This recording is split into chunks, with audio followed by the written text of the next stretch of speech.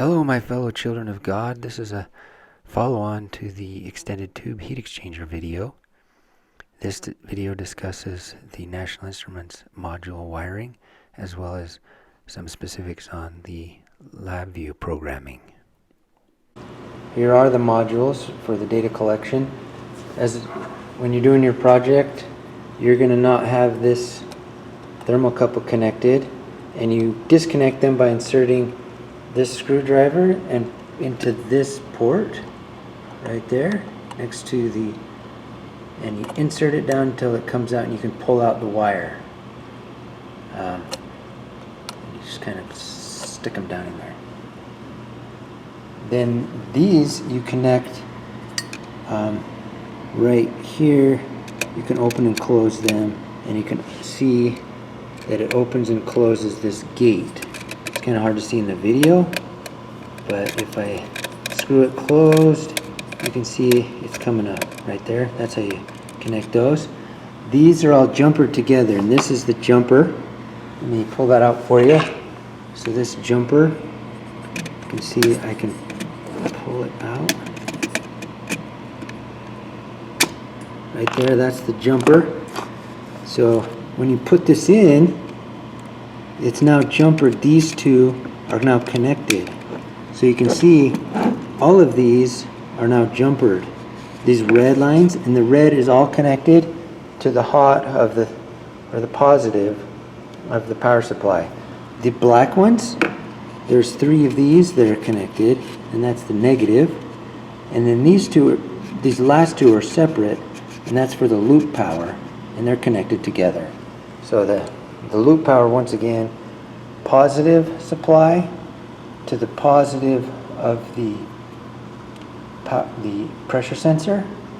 Then the negative of the pressure sensor is connected to this wire, not to the ground, but to just this wire. It's just a connection point to these 2 wires. And then it comes up to the positive of this number 3 for the data acquisition, where it's measuring the current.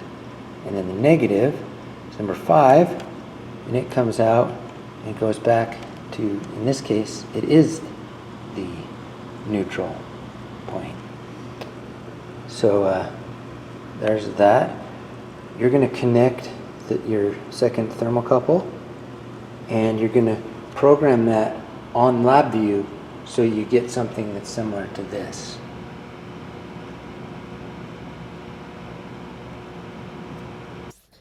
Yeah, so this is the front panel. This is what you're trying to program in Labview. You're going to start with this and try to get to this point. So this is the front panel. Hopefully you can watch a video of basic Labview programming. It should be around 10 minutes or so. There'll be a link on the website, as well as perhaps in the Learning Suite. So this is what you're going to start out with. It's an array and a stop button for the front panel. And you should be able to run it, and it'll collect some data for you. So just as a brief background of how this works with this graphical programming interface, typically with Python and other programs for coding, or languages, you'll start from the top and it'll move through the code and end at the bottom. And it's text-based. In this case, it's graphic image-based, and it flows from left to right.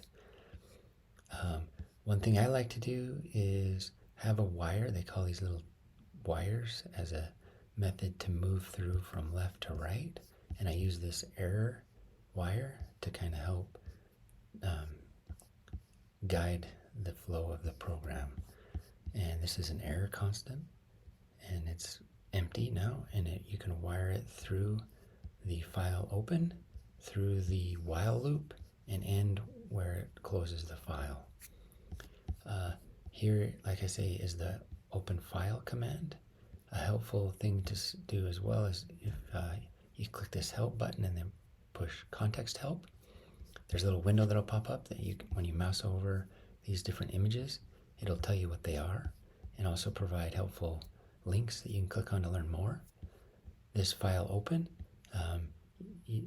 it allows you to do different options like delete the file and then create a new one, or create it as if it were not there. And so in this case, it's set to replace or create, so that it doesn't overwrite, or it does overwrite the previous file, but you could change that to so it appends the data, for instance. This is the file path, and once you've wired those to the image here, this has background code that's not shown, but it puts out this label or an ID for that particular file, and you wire that to the write data option, and you can write the first line of your CSV file or comma separated value file, and this is like your column titles. Then you'll go into your while loop, and in here you'll also wire the file handle. So over here is where you write the data that you collect. This is the DAC assistant, and if you double click here, it brings up this window, and you can see that you're collecting some temperature and a flow and a current. So you can modify these as well as add, with this little plus button, your inlet temperature, for instance, and choose a similar settings. And as far as the max and min input range, and you don't have to worry too much about the shunt resistor. You leave that as default. The acquisition mode, you want to have one sample. It'll read one sample. And you can have a pressure calibration to correlate the input to the output in, for instance, megapascals. And you can do similar things with the flow and the outlet temperature. If you click here, this connection diagram, it will show you how you would wire it into your module. That's your National Instruments module that's you're hardwired into, that's on the side of the cart there. And this is for a current kind of setup where you're measuring the current, and the positive is 3 and the negative is number 5. And like I say in the video, you put the small straight screwdriver in there to help release or open that port, and then you can put the wire in or take it out. And then here's a similar connection diagram for the thermocouple as well as the flow. So you can run this and see how it works. It'll create a file and write the data there. And